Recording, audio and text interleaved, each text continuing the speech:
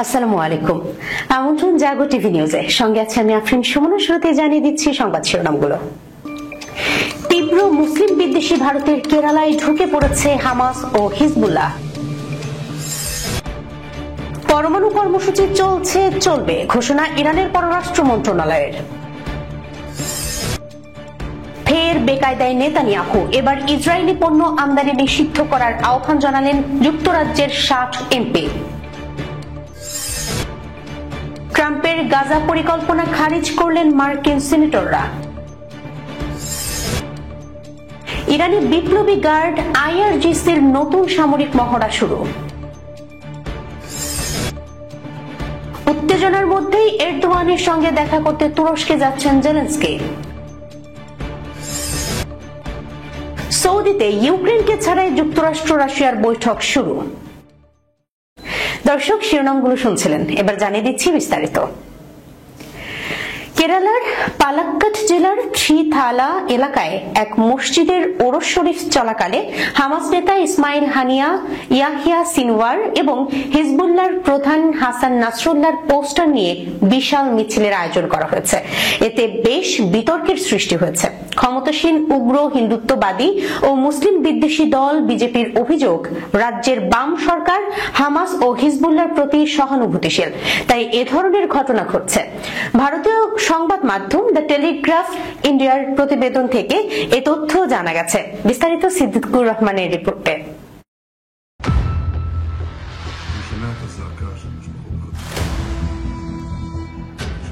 কেরালায় হামাস ও হিজবুল্লাহর বিশাল মিছিলের আয়োজন নিয়ে উগ্র হিন্দুত্ববাদী বিজেপির জাতীয় মিডিয়া প্যানেলিস্ট চারুপ্রজ্ঞা কেরালার মুখ্যমন্ত্রী পিনারাই বিজয়নের শাসন ব্যবস্থাকে দায়ী করেছেন।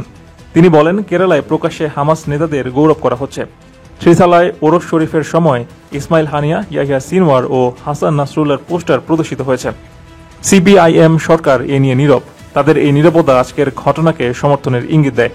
এই ঘটনায় তীব্র মুসলিম বিদ্বেষী দল বিজেপির তেলেঙ্গানা শাখার মুখপাত্র আরেক উগ্র হিন্দুত্ববাদী নেতা তুল্লা বীরেন্দ্র গৌর কেরালাকে সন্ত্রাসের সহানুভূতিশীলদের জন্য উর্বর ক্ষেত্র বলে মন্তব্য করেছেন। তিনি বলেন, এটি অবিশ্বাস্য হলেও আশ্চর্যজনক নয়। কেরালা এমন একটি স্থানে পরিণত হয়েছে যেখানে হামাস ও হিজবুল্লাহ নেতাদের পোস্টার প্রকাশ্যে প্রদর্শিত হয়। তথাকথিত ধর্মনিরপেক্ষ গোষ্ঠী কি এবার চুপ থাকবে? মুসলিম বিদ্বেষী দল বিজেপির আরেক নেতা অনুপ অ্যান্টনি জোসেফও হামাসকে সমর্থন করে সমাবেশের জন্য কেরালার বাম সরকারকে দায়ী করেন। তিনি বলেন, কয়েকদিন আগেই হামাস পাকিস্তান অধিকৃত কাশ্মীরে ভারত বিরোধী বক্তব্য দিয়েছে। তিনি স্বাধীনতাকামী হামাসকে ইসলামী চরমপন্থী উল্লেখ করে বলেন, আজ কেরালায় হামাসের সমর্থনে প্রকাশ্যে মিছিল করছে। এটি সরকারি বাম সরকারের নাকের ডগায় ঘটছে। ভারত সরকার এখনও আনুষ্ঠানিকভাবে হামাসকে সন্ত্রাসী সংগঠন হিসেবে ঘোষণা করেনি। এদিকে ভারতের দীর্ঘদিনের নীতি অনুসারে দেশটি ফিলিস্তিনের সার্বভৌমত্ব এবং স্বাধীন রাষ্ট্র হিসেবে প্রতিষ্ঠার দাবিকে সমর্থন করে। তবে উগ্র হিন্দুত্ববাদী দল বিজেপি ইসরায়েলের সঙ্গেও দৃঢ় কূটনৈতিক সম্পর্ক বজায় রেখেছে।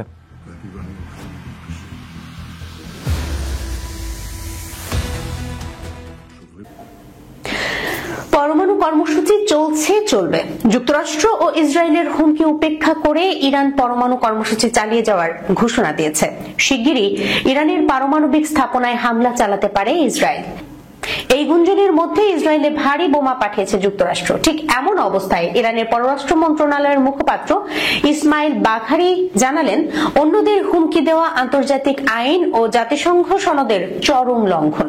জেরুজালেমে সফররত মার্কিন পররাষ্ট্রমন্ত্রী মার্কো রুবিওর সঙ্গে এক যৌথ সংবাদ সম্মেলনে ইসরায়েলের বেনিয়ামিন নেতানিয়াহু বলেন, এ অঞ্চলে প্রতিটি সন্ত্রাসী গোষ্ঠীর পেছনে ইরান রয়েছে এবং কখনোই পরমাণু শক্তিধর হতে পারবে না ইরান।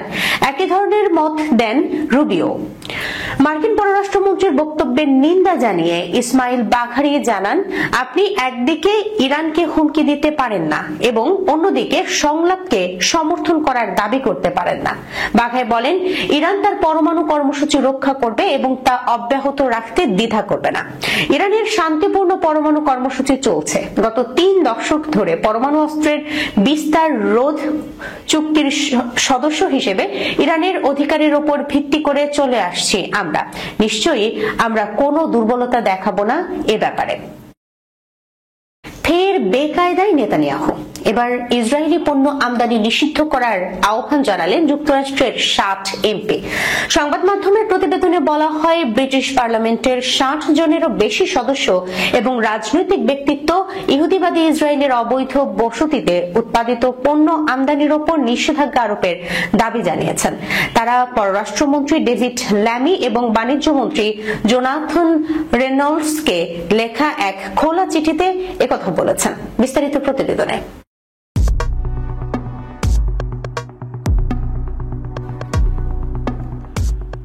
খোলা চিঠিতে 60 জনেরও বেশি ব্রিটিশ এমপি জানান, তারা গাজায় দখলদার ইসরায়েল সরকারের গণহত্যামূলক যুদ্ধ এবং পশ্চিম তীরে চলমান নৃশংসতার কারণে পণ্য আমদানির উপর নিষেধাজ্ঞা আরোপের আহ্বান জানান। এসব সংসদ সদস্য ইসরায়েলি বসতি স্থাপন করা অঞ্চল থেকে অলিভ অয়েল, মদ, খেজুর, কমলা এবং অন্যান্য পণ্য আমদানি বন্ধ করতে চান। চিঠিতে স্বাক্ষরকারীদের মধ্যে রয়েছেন Lord Bishop of Gloucester, Kit Malthouse, Baroness Warsi, Lord Peter Hain, Carla Denyer, Ben Lake, Plaid Cymru, Alistair Carmichael, Lib Dem এবং ব্রেন্ডন ও হারার মতো ব্যক্তিরা। তারা ব্রিটিশ মন্ত্রীদের উদ্দেশ্য করে চিঠিতে বলেছেন, আমরা বিশ্বাস করি কয়েক দশক ধরে চলমান সংঘাতের সমাধানের সবচেয়ে কার্যকর উপায় হওয়া উচিত আন্তর্জাতিক আইনের প্রতি শ্রদ্ধা প্রদর্শন। এক্ষেত্রে ইসরায়েলের সাথে বাণিজ্য সম্পর্ক, মানবাধিকার এবং আন্তর্জাতিক আইনের বিষয়ে দেয়া প্রতিশ্রুতির সাথে ব্রিটেনের সামঞ্জস্য বজায় রাখা উচিত। আমরা মনে করি ইসরায়েলের সাথে ব্রিটেনের বিদ্যমান বাণিজ্যিক এবং বিনিয়োগ সম্পর্ক প্রয়োজনীয় মান পূরণ করে না এবং আপনাদেরকে এটি সংশোধন করার জন্য অনুরোধ করছি।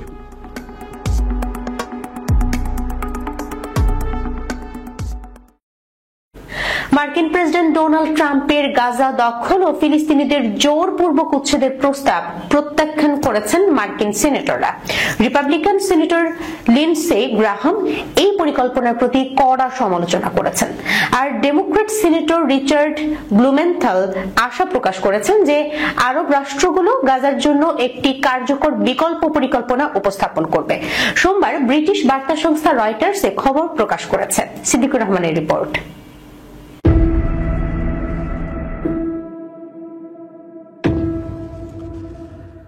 গাজা নিয়ে ট্রাম্পের প্রস্তাব প্রত্যাখ্যান করেছেন মার্কিন সিনেটররা। মার্কিন কংগ্রেসের একটি দ্বিদলীয় প্রতিনিধি দল 17 ফেব্রুয়ারি তেল আবিবের ইসরায়েলের প্রধানমন্ত্রী বেনিয়ামিন নেতানিয়াহুর সঙ্গে সাক্ষাৎ করেন। সেখানে ট্রাম্পের গাজা সংক্রান্ত পরিকল্পনা নিয়ে আলোচনা হয়। সিনেটর গ্রাহাম, যিনি ট্রাম্পের ঘনিষ্ঠ মিত্র এবং মার্কিন কংগ্রেসের পররাষ্ট্র নীতি ও জাতীয় নিরাপত্তা সংক্রান্ত বিষয়ে প্রভাবশালী নেতা, তিনি স্পষ্ট ভাষায় বলেছেন, গাজা দখলের জন্য আমেরিকা কোনোভাবেই এগিয়ে যাবে না। অন্যদিকে ব্লুমেন্থাল ট্রাম্পের পরিকল্পনাকে সরাসরি অসম্ভব বলে অভিহিত করেছেন। ট্রাম্পের প্রস্তাব আরব বিশ্বজুড়ে ব্যাপক সমালোচনার মুখে পড়েছে। বেশ কয়েকজন বিশ্লেষক এই পরিকল্পনাকে জাতিগত নির্মূলের শামিল বলে উল্লেখ করেছেন। সিনেটর গ্রাহাম বলেন, ট্রাম্পের পরিকল্পনার কারণে আরব দেশগুলো গাজার জন্য একটি কার্যকর বিকল্প খুঁজতে বাধ্য হবে। সিনেটর ব্লুমেন্থাল জানান, জর্ডানের রাজা আবদুল্লাহ তাকে বোঝাতে সক্ষম হয়েছেন যে আরব দেশগুলো এমন একটি পরিকল্পনা উপস্থাপন করবে যেখানে ইসরায়েলের সঙ্গে সম্পর্ক স্বাভাবিকীকরণ, ফিলিস্তিনের আত্মনিয়ন্ত্রণের অধিকার, আঞ্চলিক প্রতিরক্ষা ব্যবস্থা এবং ইসরায়েলের নিরাপত্তার বিষয়গুলো অন্তর্ভুক্ত থাকবে।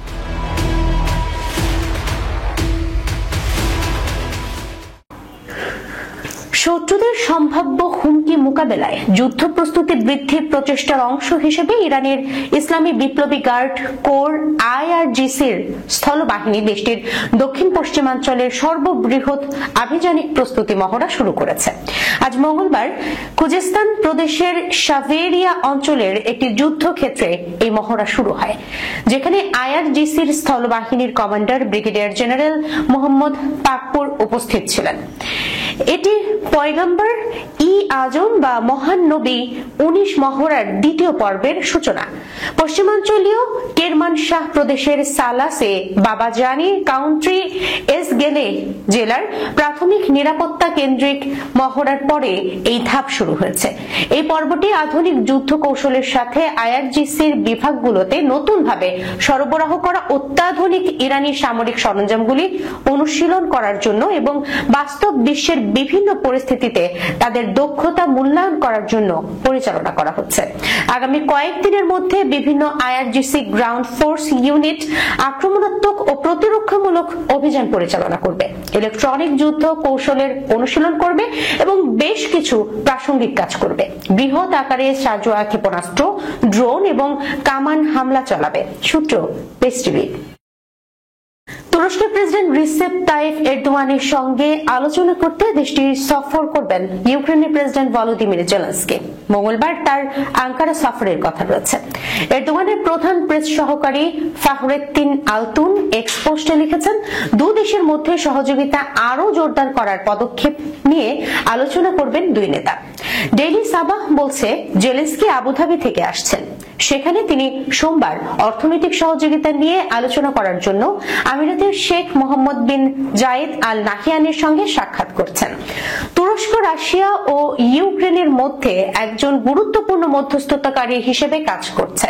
দুটি বন্দি বিনিময় এবং কৃষ্ণ সাগরের মধ্য দিয়ে একটি শস্য চুক্তি বাস্তবায়নে সহায়তা করছেন, যা 2 বছর আগে একটি বড় বৈশ্বিক খাদ্য সংকট এড়াতে সাহায্য করেছিল। কিয়েভ এবং মস্কো উভয়ের সাথেই সৌহার্দ্যপূর্ণ সম্পর্ক বজায় রাখা আঙ্কারা বরাবরই ইউক্রেনের চলমান যুদ্ধের সমাধানের মধ্যস্থতার প্রস্তাব দিয়েছে। জেলেনস্কি গত সপ্তাহে বলেছিলেন তিনি আগামীতে তুরস্ক এবং সৌদি আরব সফরের পরিকল্পনাও করেছেন, কিন্তু শুক্রবার তিনি স্পষ্ট করে বললেন যে রিয়াদে রাশিয়ান ও মার্কিন কর্মকর্তাদের সঙ্গে তার দেখা করার কোনো পরিকল্পনা নেই। গেল 3 বছর ধরে চলা ইউক্রেন রাশিয়ার সংঘাত নিরসনে সৌদি আরবের রিয়াদে রাশিয়া ও মার্কিন প্রতিনিধিদের বহুল আলোচিত বৈঠক শুরু হয়েছে।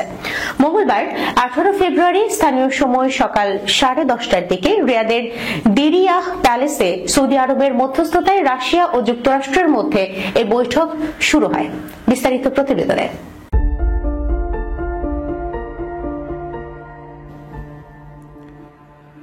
সংবাদ মাধ্যম বিবিসির প্রতিবেদনে বলা হয়েছে, মার্কিন যুক্তরাষ্ট্র ও রাশিয়ার মধ্যে এই আলোচনায় আয়োজক দেশ সৌদি আরবের পররাষ্ট্রমন্ত্রী প্রিন্স ফয়সাল বিন ফারহান আল সৌদ এবং দেশটির জাতীয় নিরাপত্তা উপদেষ্টা মোসাদ বিন মোহাম্মদ আল আইবান অংশ নিয়েছেন।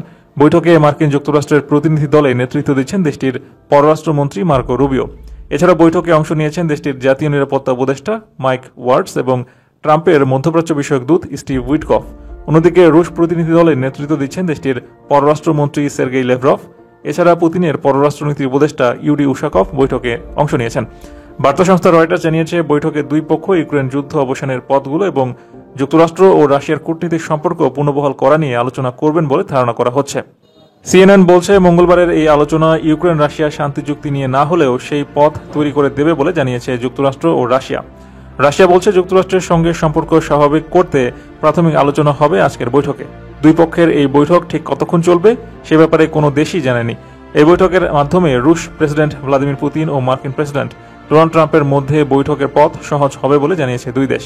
এদিকে রাশিয়া ইউক্রেন যুদ্ধ অবসানের লক্ষ্যে সৌদি আরবের আলোচনায় নেই ইউক্রেনের কোনো প্রতিনিধি। এই আলোচনায় ইউক্রেনের কাউকে আমন্ত্রণ জানানো হয়নি বলে জানিয়েছে দেশটি। ইউক্রেনের সরকারি একটি সূত্রের বরাতে এই তথ্য জানিয়েছে ব্রিটিশ সংবাদ মাধ্যম বিবিসি।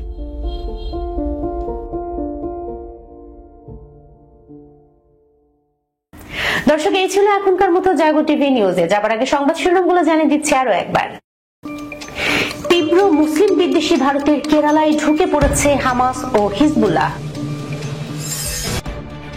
পরমাণু কর্মসূচি চলবে ঘোষণা ইরানের পররাষ্ট্র মন্ত্রণালয়ের। ফের বেকায়দায় নেতানিয়াহু, এবার ইসরায়েলি পণ্য আমদানি নিষিদ্ধ করার আহ্বান জানালেন যুক্তরাজ্যের 60 এমপি। ট্রাম্পের গাজা পরিকল্পনা খারিজ করলেন মার্কিন সিনেটররা। ইরানি বিপ্লবী গার্ড আইআরজিসির নতুন সামরিক মহড়া শুরু। উত্তেজনার মধ্যেই এরদোয়ানের সঙ্গে দেখা করতে তুরস্কে যাচ্ছেন জেলেনস্কি। সৌদিতে ইউক্রেনকে ছাড়াই যুক্তরাষ্ট্র রাশিয়ার বৈঠক শুরু। এখনকার মতো এই পর্যন্ত। এতক্ষণ সঙ্গে থাকার জন্য ধন্যবাদ সবাইকে। আল্লাহ হাফেজ।